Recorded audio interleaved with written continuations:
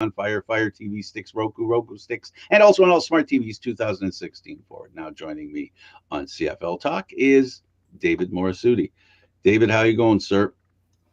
Not too bad, not too bad. It's been an eventful few days, especially in the CFL world. No kidding. We came into this program saying, okay, the big story is, and it's been that kind of week where there's a lot to talk about. And I guess if we start with how it should have been, we should be talking about the game between BC and of course Winnipeg, right? As the marquee game, right? And then other things happened in other games that kind of took away the marquee status. But let's start at the beginning, and we'll start with I guess week one or game one, sorry, Calgary mm, at Edmonton. I'm looking here and I'm looking at the score, and David, I'm feeling bad for Edmonton. Um, they have, I was looking at their lineup. I don't know about you, but I was looking at their lineup and I was looking at the injury report, and I was noticing as usual. Oh my goodness, too bad he's hurt. But there are a lot of players on the injury report that, for some reason, in my mind, I think they could help the team, and he doesn't. And Chris Jones isn't dressing them. hmm No, not really. It's a tough situation really to be in. Not an ideal one, especially for Chris Jones. This has been for Edmonton. They, he inherited a quarterback. Yeah. He renegotiated with the quarterback, and that renegotiation, I guess, um, was the beginning of Arbuckle's understanding and everybody around him on the team, in the fan base, people outside Edmonton. We all got, at least I did anyway, and I felt a lot of other people could feel that Jones didn't want Arbuckle as his starting quarterback. He did everything he could to not say he was his starting quarterback. Yeah, no, we've known that the Nick Arbuckle it was it was turning into a matter of when, not if, Nick Arbuckle was going to, lose his not only lose his job as a starting quarterback, but lose his place on the roster. Like we heard, going into this, when they started Trey Ford against Hamilton, I was like, wow, like they really don't want Nick Arbuckle to play. If they're throwing a rookie out against Hamilton, Chris Jones was rewarded for that, I guess, with the victory. And then this game happens. Trey Ford gets hurt. Nick Arbuckle doesn't exactly play well. I'll give Jones that. It's not like Nick Arbuckle was lighting it up and took him out for no reason.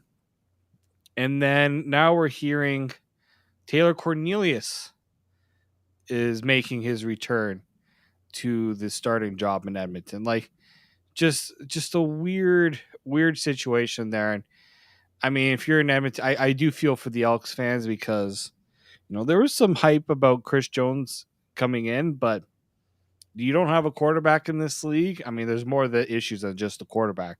But you don't have a quarterback in this league, you're gonna really struggle against the really good teams. This is Chris Jones's team, and what we're seeing played in real time Yeah. is Chris Jones is going to decide who's going to play, how they're going to play, and more importantly, if they're going to play. And like I said, I looked at the lineup. I saw some names there that I wonder, why can't they help? Why aren't they on the field? Why aren't they getting a chance to play? I'm not talking about Duron Carter because he's hurt. He has a bit of a nagging injury, so he's not out. He couldn't play even if Jones wanted to put him out there. So there's other players. So for me, I don't know if what Chris Jones is trying to do is he's essentially committing to a set of players, committing to a plan that he has in his mind, one that I think is becoming clear as far as what that plan is, What isn't clear is whether everybody in Edmonton, whether it be the fans, the organization, the media, whether they think this plan's going to work. What we do know is if you go by results, and mostly everybody is results based, right? If you're the media and you're judging the Edmonton Elks and you're the local media, 49-6 is a team in trouble, a team that isn't very good. And there's no other way to slice that. No, there really isn't, and that's something I think teams tend to overestimate, in my opinion. I don't know if that's just teams try to reinvent the wheel a little bit here. I don't know, but it's never really it hasn't changed. I don't know where people thought there was a change in that, but I don't think there has been. This was a bad week for good games. Yeah, This was a bad week for good games. The best game of the week, there were only three. So, it yeah. wasn't the customary four games that we usually have in the Canadian Football League. And then when we have the short week situation, you might have five games. But in this case, there were three, not the normal four. And in two of the games, they were a bit of a rout. And the one game that was really good, of course, was the game that we're talking about, Saskatchewan and Ottawa. So, the league has to figure out how to create balance within the league. This game here, I'm not trying to get off this. I'm just trying to put in context that not all the games are like this, but too many of them are. And they don't look good for the league. And I don't know, is there something in your mind that the league can do? Is there something that, you know, we always talk about competitiveness, right? Being an asset for a league.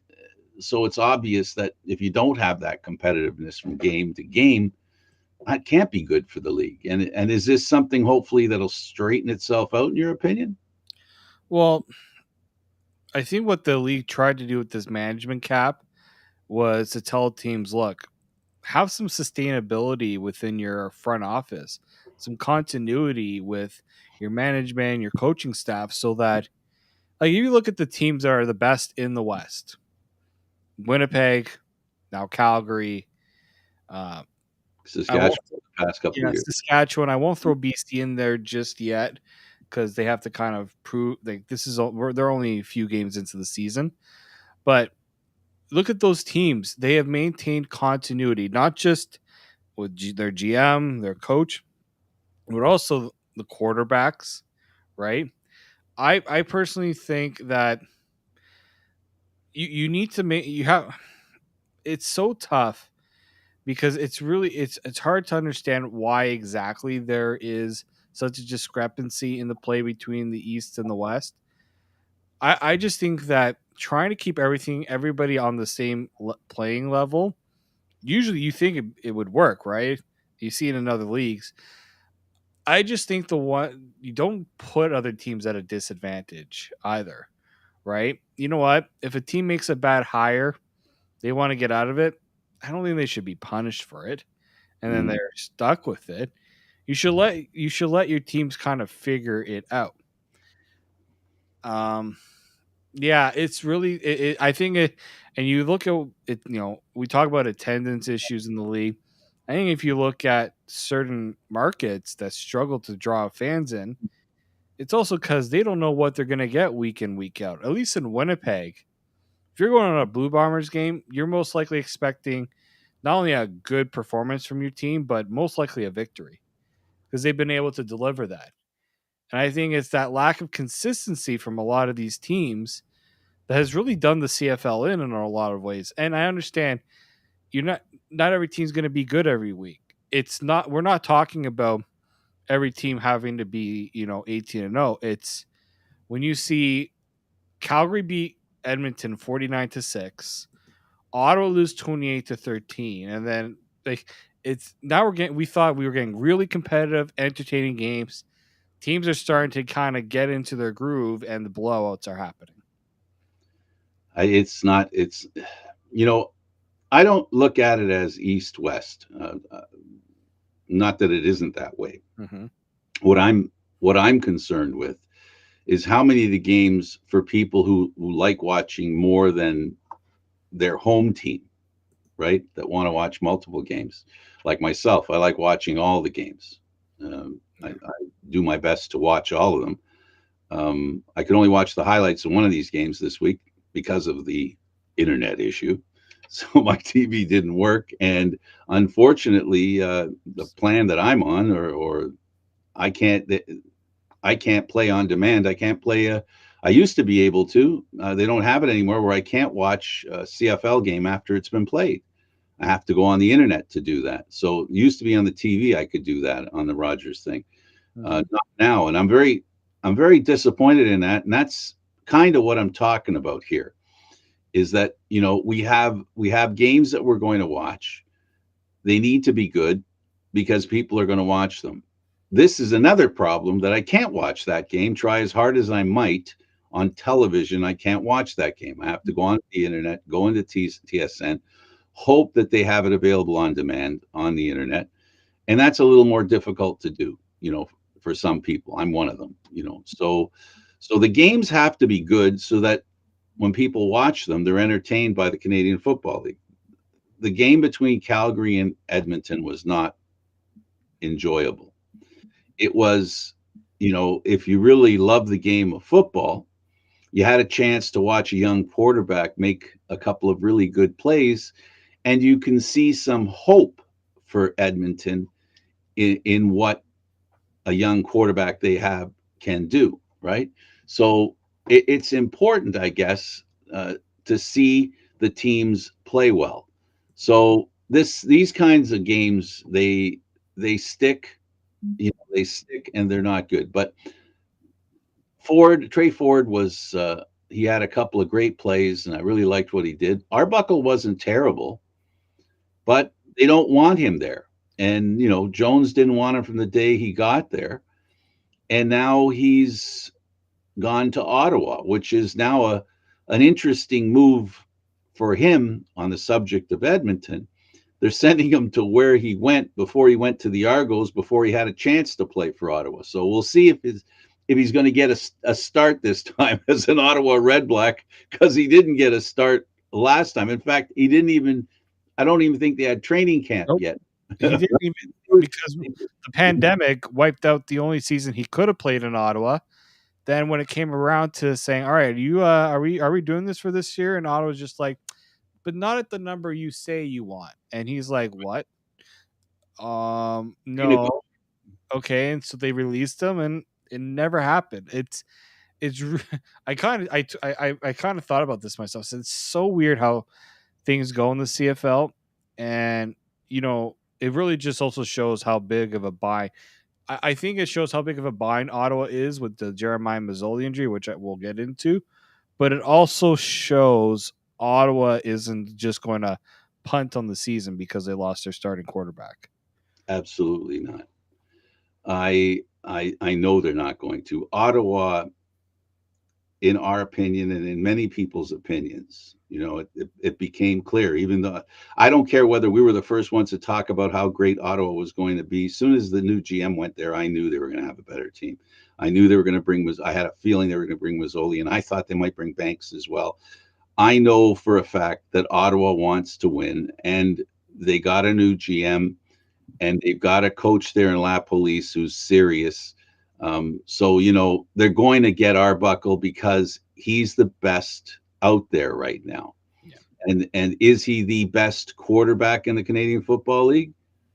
I don't know, not right now, but he could be real good. So Edmonton releases that quarterback, trades him after losing a game 49-6.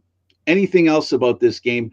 Uh, I said at the after we saw training camp and after we saw the first exhibition game that Calgary played, and then they supported my thinking in the second game. This is a team that I like to define as playing angry, not mean, angry in the sense that they feel they're not respected to an extent that they deserve.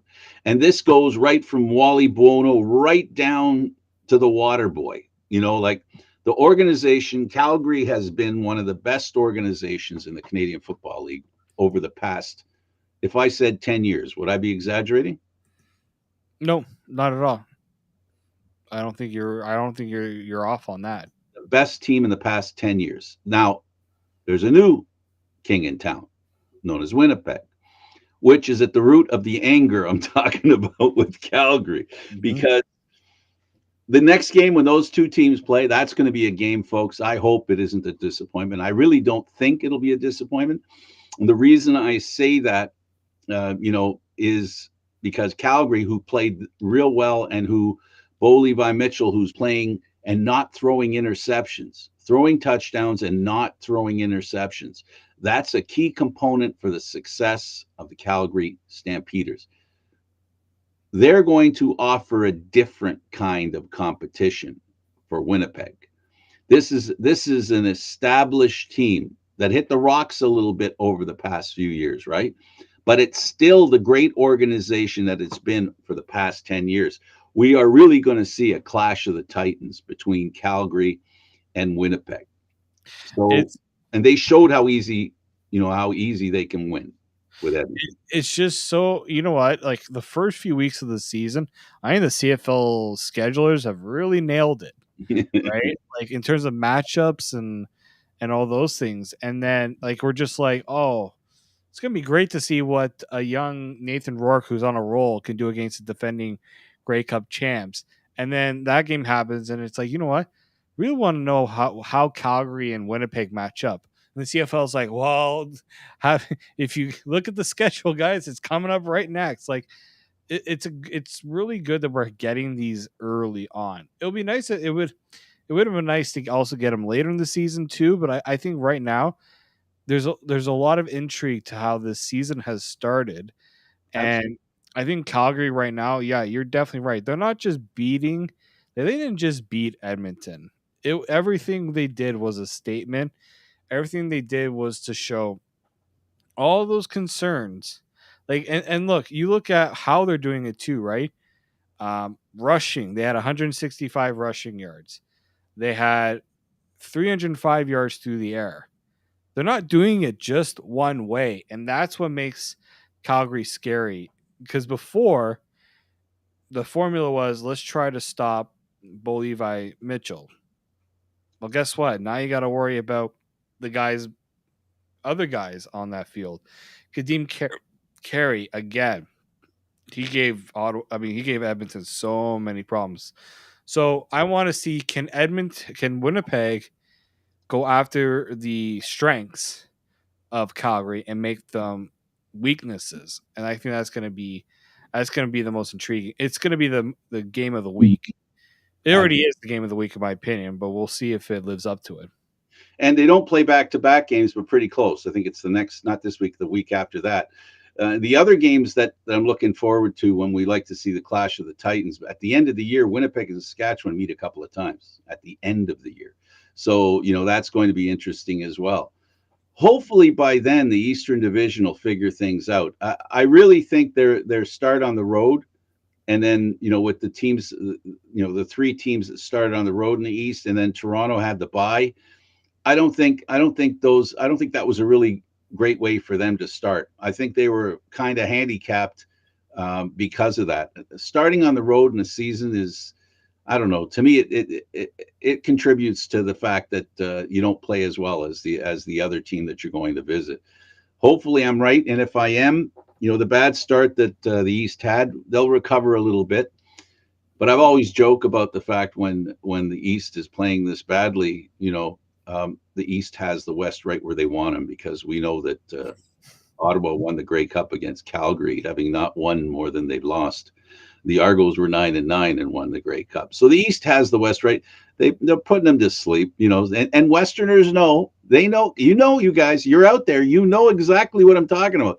You're scared. It doesn't matter which one of you guys play. If the East survives into the Grey Cup, you know full well the East could win regardless of how good they were during the season. And I know that bothers you to no end. If there was only a way not to have to play that game, right? That's the way it is. So as far as the Grey Cup's concerned, that we'll never guess. You can't assume who's going to win in that game. It doesn't matter. Records don't matter. But what does matter is how a team plays. And right now, if you want to talk about the East and the way they play, Toronto's playing well and not well. Ottawa's playing well and not well. And then when they were playing well, it was when their quarterback was in and doing a good job. Ottawa has shown their defense is pretty consistent. They're just trying, with Mazzoli, they've got a decent offense. Montreal just fired their coach a couple of games into the season, and Hamilton's trying to find themselves. So, the East is teetering a little bit. Yeah, it's really unfortunate. Like there are, if you're I this is probably also part of the reason why Montreal went the route they did. They kind of thought we had an opportunity here, really take advantage of the rest of the East not being good, and it didn't happen. So they decided, you know what, might as well make the change now while the East is still up for grabs, right? Like if you're Toronto, if you're Montreal, and you're Ottawa, right now I can't put Hamilton there yet because of how so much they've struggled. Even Hamilton, though, you get a couple wins on your belt, you think you're back in it. So if I'm looking at like the East right now, I'm definitely saying to myself, we gotta pick it up a bit, and you know, it's so tough to figure out who's gonna come out of there now. Like I can't say for certain who is going to come out. It could very well be Hamilton because they could figure it out at the right time, and the other teams just I don't have the confidence right now to say this team can get it done because they haven't. Right? Toronto losses they've had have It's gone. it's early in the season, but the crossover is a reality. I am. That's probably the one thing I almost guarantee is I think there's a 90% chance we see the crossover because Calgary's been that good. Winnipeg's been that good. Saskatchewan's been that good. And who am I missing here? And BC, BC. BC. How can you not say BC when like right now you're saying right now BC should get in over Ottawa based on their start. That's why I think Ottawa and Hamilton have to be concerned here because you got to be better than that fourth team in the West. And I don't know if Ottawa and Hamilton can say that they can get better than BC Or right now. even Toronto, or all of them, David. Yeah, None of them right now. Let's put it this way, though. I don't disagree with you 100%. But what I will say, I'll fine tune.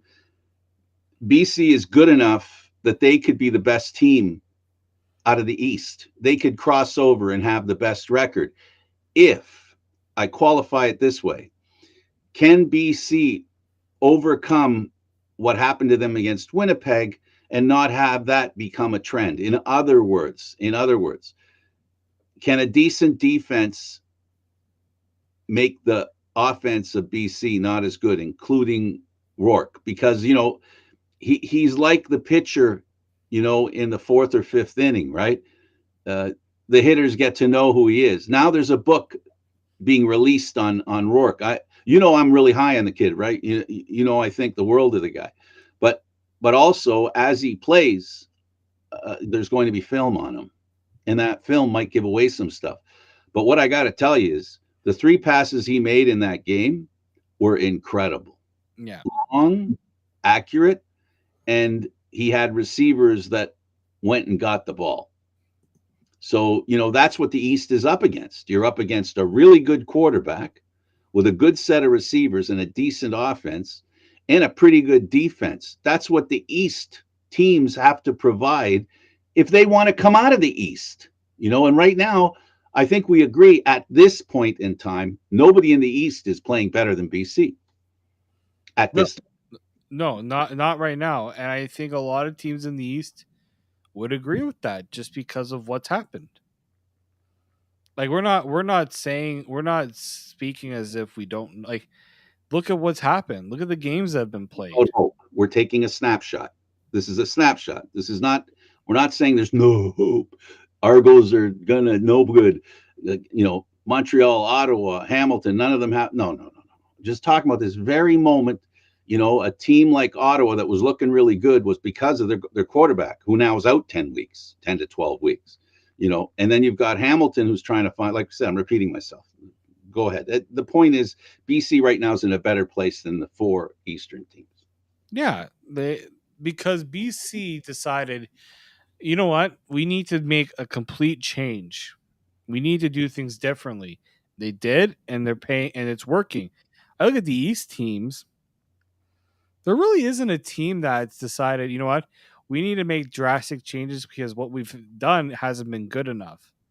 They've kind of been okay with it, with what's happened. They're trying. I understand you don't want to be making changes for the sake of making changes, but look at what the West has done. Look at, I mean, Calgary. In a way, they didn't make big changes. They stuck to what they did, but they made tweaks. Absolutely. Um, BC again, I'll say they made the big changes. Winnipeg decided years ago they needed to make a big change, and it's worked for them, and they've kept to it, and they've worked on it. So I think the East, Figured they're out kind how to massage the cap too, right? yeah, well, exactly right. So I think right now, if you're, I don't want to sound like as if the East has no chance this year. No, 'Cause we're it's very early in the season. We haven't even hit a third of the way through. But at some point, there has to be a reality check going on with these teams. I think on the hopeful side, Hamilton has a quarterback who is injured at this point, Evans, who came into this season wanting to prove something. And I think he tried really, really hard. And I think maybe tried a little too hard, and maybe he didn't have the guys that could elevate themselves to the level that he wanted to play, that he was trying to play. And so we saw in those games, those early games, Dane Evans was doing okay, but unfortunately receivers didn't catch balls, they tipped balls. He had a couple of interceptions, and unfortunately interception shows up on the quarterback statistic, right? And they're not ball security is what it's like for me. So that ball security is really important, and he suffered a lack of ball security. His inability to hang on to the ball, the inability of his receivers to hang on to the ball. They're playing terribly offensively, Hamilton. Horribly for them, horribly. But they made a lot of changes. They lost a lot of players. They they really are, you talk about rebuilding, and I don't think you're saying that Hamilton didn't rebuild. You just haven't seen evidence of the rebuild, the positive side of the rebuild. Yeah. Like you see it with BC, right? You see it clearly with BC. You see they brought in some receivers that nobody knows, receivers that people know, and a quarterback that's doing a job, and it all looks great. It looks like it's working. You're seeing it happen. People in Hamilton aren't seeing it happen, right? And I think that team. In fact, I know that team's better than the way they're playing. Mhm. So we have some breaking news. We were waiting for this news. The CFL suspension for Garrett Marino from the Saskatchewan Roughriders. The CFL didn't make one suspension; they made three, and the three suspensions Two, I bet. total 4 games. So we have, this is how the CFL has outlined it: a 2 game suspension for Marino's dangerous and reckless low hit on quarterback Jeremiah Mazzoli, which results in a serious injury and Marino's ejection from the game and his subsequent celebration. So the hit got him 2 games, and the celebrating of the hit got him 2 games. 1 game suspension for verbal comments Marino made about Mazzoli's heritage during the game, which clearly violates our code of conduct. 1 game. And a 1 game suspension for Marino's illegal and reckless tackle of an Ottawa offensive lineman on a previous play.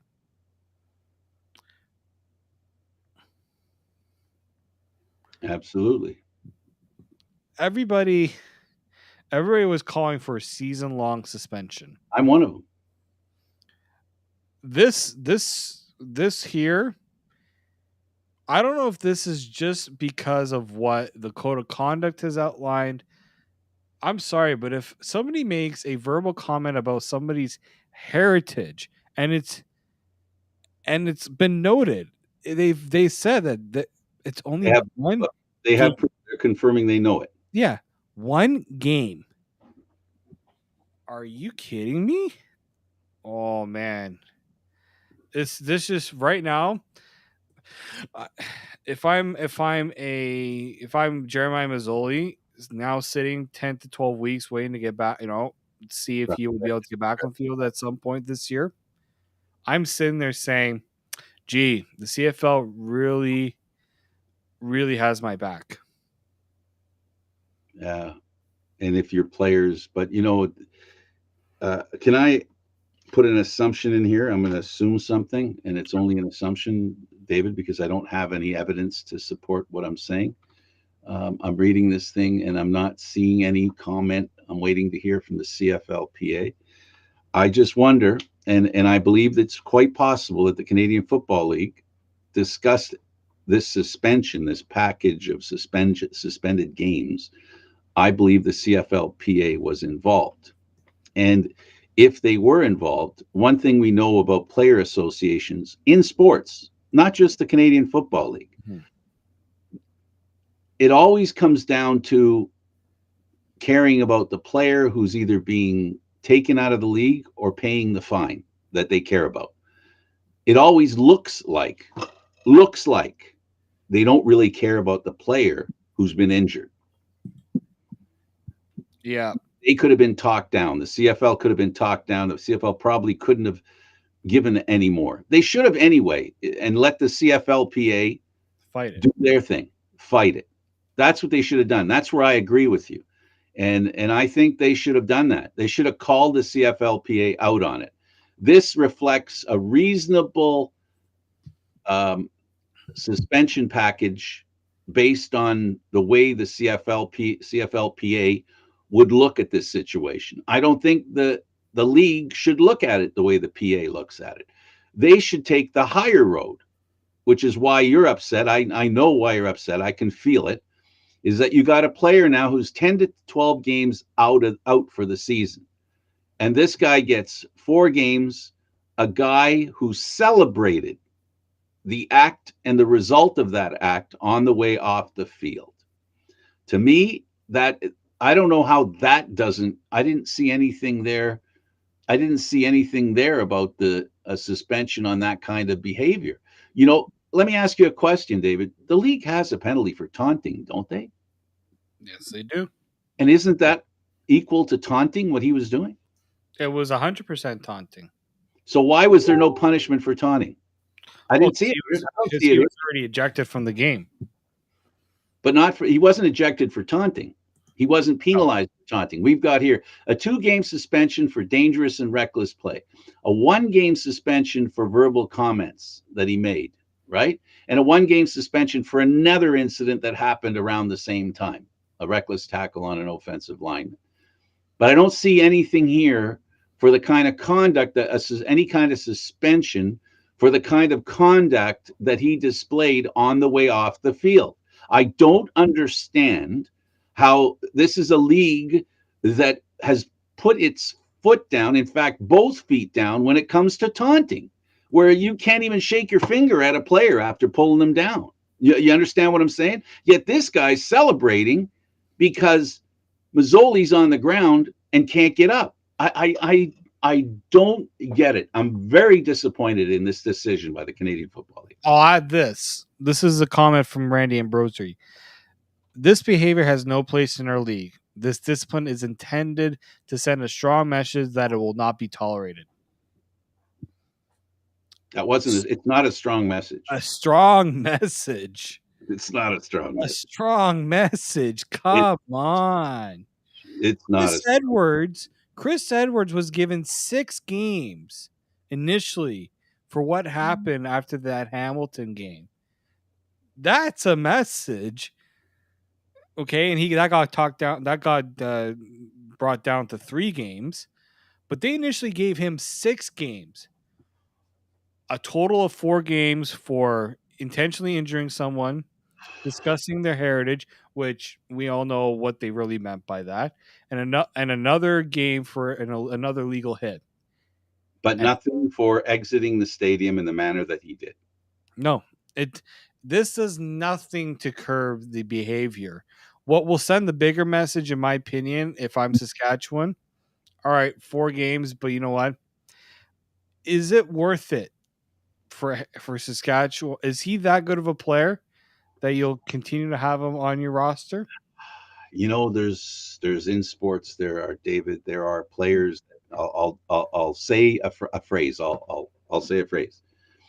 We love that guy, and then the opposite team. That guy's disgusting. Shouldn't be playing in the league. How many times have we heard those two things? Where you get a team of a guy who plays, I'll say it, dirty. I'm not saying, well, this was a dirty play, but you've got when your guy's the dirty guy, you love him. When the other team looks at that guy, they don't love him. The opposite is true. But this is the thing about sports. My bully is okay. He's okay. That's just the way it is in sports. Not every Saskatchewan fan, and I can assure you, because I saw many of them, were upset with what he did. All right. They were upset with what he did. Many a Saskatchewan fan. Mm-hmm. But there are a few. There are a few, and there were a few, and in the stands, obviously, because that's what Bahar was talking about. And there are a few on the internet who are basically saying, grow up. This is a man sport. This is the way it works. This is the way you're supposed to play. You know. And I'm doing sarcasm here, but anyway. That was another thing I wanted to mention. Kudos to Nate Bahar, and I hope he calls out the league again for this suspension. I think players need to finally realize that they need to have a voice and not just settle. If they truly think something is not right, voice your opinion on it. You know what? Oh boy, David, the Players Association. I'm with. Do you think the Players Association is going to weigh in? I think so. And I I think well, that'll they won't. Actually, no, I don't think they will because they will, because they don't want to get involved with adding to any kind of putting down hmm, Reno. That again, PAs around sports do not only concern themselves with the money a player is going to lose, or the opportunity to work. They don't really talk about, or in my opinion, okay, it's just my opinion. I'm not saying, I'm not judging jury here, but it doesn't seem, when it comes between a player who commits a foul and the victim, they always seem to side. It seems that they side with the guy committing the foul. In sports, that's what PAs do. I got some hair, so obviously I resisted pulling my hair out. But trust me, I'm ready to pull my hair out right now, because Mazzoli's important to this league. If a so-so player can get a 4-game suspension and make sure that, for all intents and purposes, the majority of a season is lost by a player, and all they're going to lose is a 4-game suspension, where's the motivation to stop that kind of behavior? Because there's a reward here. The reward is that the other team lost a really good player. You took a player off the field for 10, 12 games. I'm infuriated. My heart bleeds for the Red Blacks, the organization, the fans, who must feel like the league doesn't care. And that's how they're going to feel, and you can't blame them. And I and it, how can you blame fans if they feel like the league just is satisfied with something like this? everything we've talked about till now, before that we discuss this, what have we been talking about? Teams have one thing and one thing alone. If they don't have a history of greatness, a recent history of greatness, like Saskatchewan, Calgary, Winnipeg, all they've got is hope for the future. That Ottawa, in my mind, is the poster boy for what hope teams that have been downtrodden in the league This is a team that had hope. And the biggest reason they had hope, David, was because of number 8.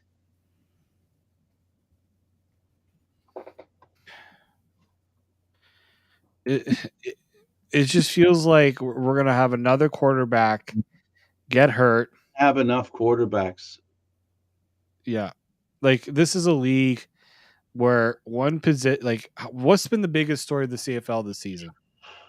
Oh, like, Nathan Rourke. yeah, Imagine if that was Nathan Rourke, and that's what the league decides: 4 games, while your biggest marketing tool, the biggest player you can market, would be out for a long period of time.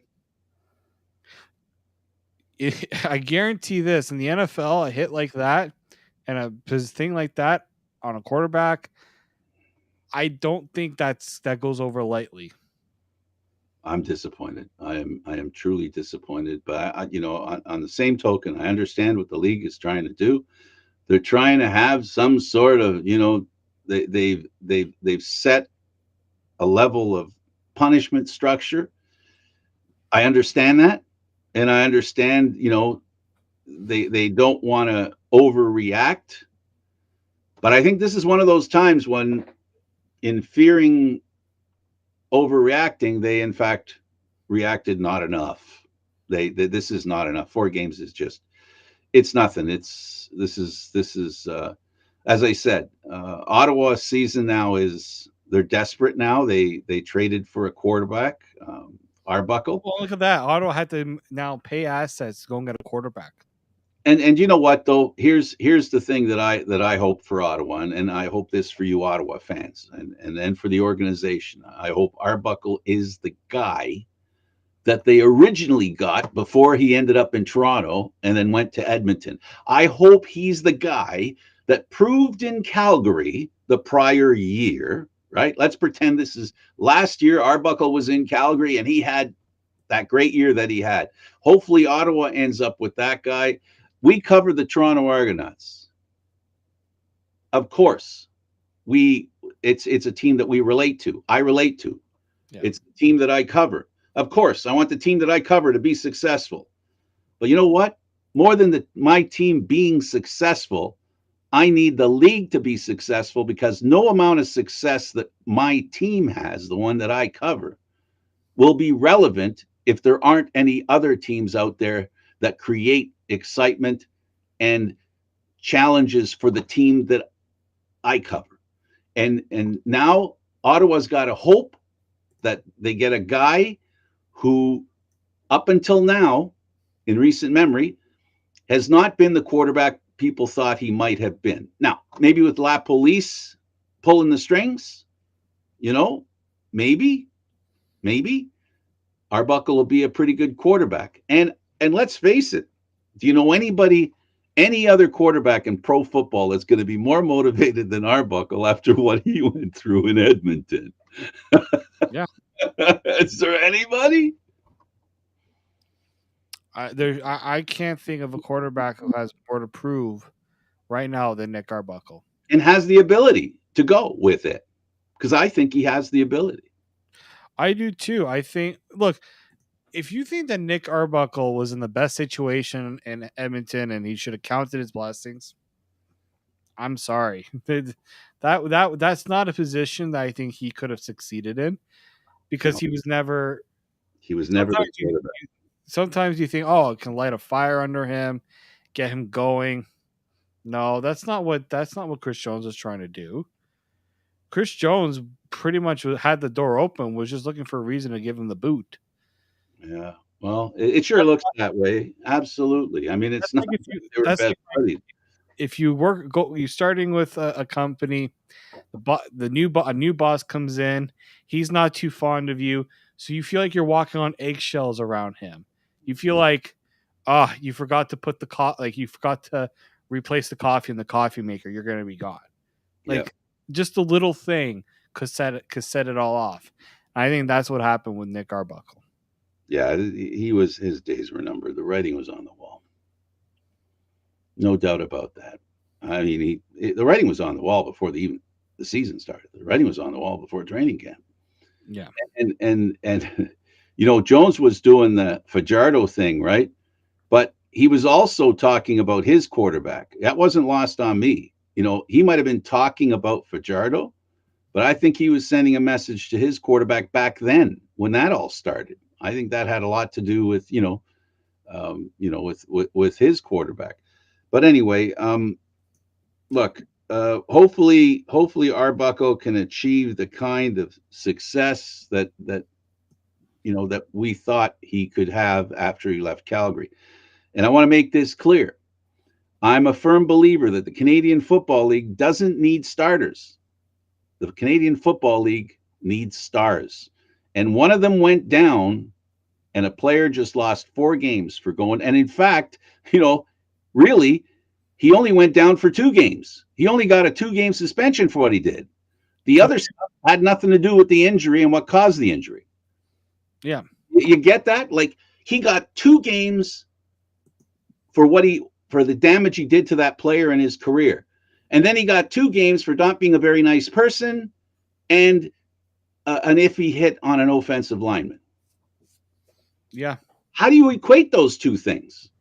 Doesn't make sense. No matter how you turn it around, it just seems to, there should have been 3 or 4 games for that hit because it was intentional. And I guess they didn't find proof and or evidence to the fact that he went there to that game with the intention of doing something like that. That was Bahar's point. Yeah. Obviously, they didn't. I hope they didn't find any evidence of that, because if they found evidence of that and this is all he got, oh no, I'm sorry. I hear what Bahar said, and I'm thinking about Mazzoli being a father, having 2 children, trying to have a career. This is a guy who he ended up with an injury. He dropped back in the pocket and he got one of those injuries with nobody around him. We've seen some terrible ways quarterbacks' careers have either ended or been delayed a lot, right? We saw it with Ricky Ray with the punctured lung. And we know that there are challenges to keeping Canadian Football League quarterbacks healthy. We've got a great quarterback right now in Bo Levi Mitchell, who's come back to be a great quarterback again. He has spent 2 years recovering from injuries, 2 seasons. And there was 1 year he didn't have to play, thank goodness. So that was a year where he could recover. In 19, he had time to recover. Yeah. He had a list of injuries that were problems for him. He's finally healthy. We got to figure out a way to keep our quarterbacks healthy. We need to figure out a way to find star quarterbacks and keep them healthy. Star quarterbacks, keep them healthy. It's what we have to do. And right now, I think this judgment fails in that regard. Mm-hmm. No, I think so. I think the league sent the wrong message, and in everything that, especially nowadays, the message you send or don't send Ugh. is crucial, and that's what just happened right now at the CFL. It's the message they didn't send in this, that now look, nobody's talking about the game. Nobody's talking about the fact that Best Saskatchewan. game. That was the best game of the weekend, and you heard the TSN panel say it. This was a great game, but what are we talking about? Yeah, and you know what? I'll give Ottawa a lot of credit in that game, because I thought Saskatchewan was going to take it over, and constant chances to put up 7 points. Nope, 3 points. Oh, another 3 points. Like I'm just looking. How many did he have? Walker had made 3 of 4 field goals, and Fajardo had 2 touchdowns. I thought Saskatchewan was going to run away with it. Then Ottawa's like, we're gonna every chance you kind of think you're gonna get 7, we're gonna make sure you get 3, and that kept Ottawa in the game. Like Saskatchewan did a great job of rushing the ball, Oh, they were controlling. great team. Great team. It's really good team. But the problem is, This is amazing. and I think Craig Dickinson said after the game, this win was tainted. The Yeah, head coaches usually say, you know what, we're gonna take the win no comment. because you have to. He said this win felt a bit tainted.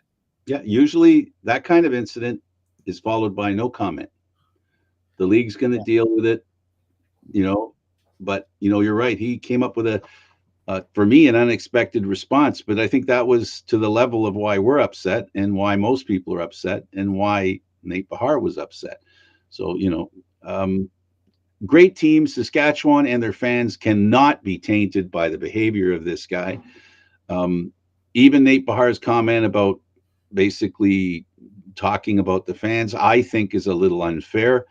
The fans sometimes in situations it's not about the injury, it's about the sack. It's not about you know the injury, it's about putting yourselves in a position to win. That's what the fans want to do. But what I do know, and I repeat this, and I want to make sure people hear this, a lot of Saskatchewan fans didn't like the play and they felt their player should have been suspended. So I'm going to assume that the Saskatchewan fans are level headed and they do care about the players on the field. And I can tell you, they've had some bad luck with quarterbacks. The best quarterback in the Canadian Football League in the first game of the year lost his season. That's Zach Caleros. They went into Hamilton their first game. So They've been on the other end of it. Yeah. yeah, they understand what happens when a top quarterback gets hurt. They had a great quarterback that won a Grey Cup for them that got hurt and was never the same after his injuries and ended up retiring. So Saskatchewan fans understand as much as any team about how important a quarterback remaining upright matters. Yeah. And there was a lot of pointing fingers at Saskatchewan fans because, as we said, they've been through this when Simone Lawrence hit Zach Claros, and they felt like, really, that's all you're going to give Simone Lawrence? Now Zach Claros might never play again. There was that discussion, and some people were saying, well, now look, the shoe's on the other foot, and you guys are. But I think in this situation, this is again where the CFL, instead of putting the onus on the player in his decision, now Saskatchewan fans are going to come to the aid of their team. They're going to defend their team because that's their right. And Hmm. it's going to create this unneeded civil, almost like war between fans that you don't need, but you're creating it because you don't want to do the thing that's going to keep the heat off of the league and off the team and off the fans. Well, this to me reflects again. I'll try to stop beating a dead horse. This punishment doesn't respect the fact that quarterbacks, the importance of quarterbacks, Yeah. not only in the Canadian Football League as we know it historically, but at this time when there are so few great quarterbacks in the Canadian Football League. That to me is the problem. We don't have that many great quarterbacks in the Canadian Football League. And now we've lost one. One out of, I think, if I said he was no less than the fifth best quarterback in the Canadian Football League, would I be wrong? No, I don't think so. Like, you have Bo Levi Mitchell, Zach Claros, Cody Fajardo, Nathan Rourke, and I would say Jeremiah Mazzoli is. Yeah. So, and he's a top five quarterback in a league with nine teams. Yeah. He's not a great backup quarterback. He's not a quarterback that can be replaced that easily. And we know, and I wish I would feel as though quarterbacks are respected by the Canadian Football League, but this punishment doesn't reassure me that it is, that quarterbacks are important in the Canadian Football League as Yeah. far as the league is concerned. So I again, I repeat, it's not about the four games because the four games is kind of fools you. Like I said, it's only a 2-game suspension. It's Yeah. a 2-game suspension for the act that's got us upset. That has the world upset. A 2-game suspension. You can't tell me that precedent needed to be raised a little. They didn't raise the bar even 1 game. Not even 1 game for this. This is one of the worst hits that we've seen in the Canadian Football League for a long time. A Yeah. long time. And I know what the old quarterback said. This used to happen all the time in the league. Well, it's not supposed to happen anymore. No. I think we'll end it on that note. Yeah, Jen, it's disappointment, and it is, the way it is. All right, David, thanks for doing this. It was a lot of fun, buddy. thank you. Okay, he's David Morassutti. I'm Candid Frank Stanisci. Thank you for watching CFL Talk Aaron live Mondays at 9 p.m. Eastern Time. This show can also be heard on the Spanglish World Radio Network. For CFL Talk news, entertainment, and other sports programming we offer here, please check out SpanglishWorld.ca. Spanglish World. Watch it, hear it, read it, download it, and live it. Thanks for watching, everybody.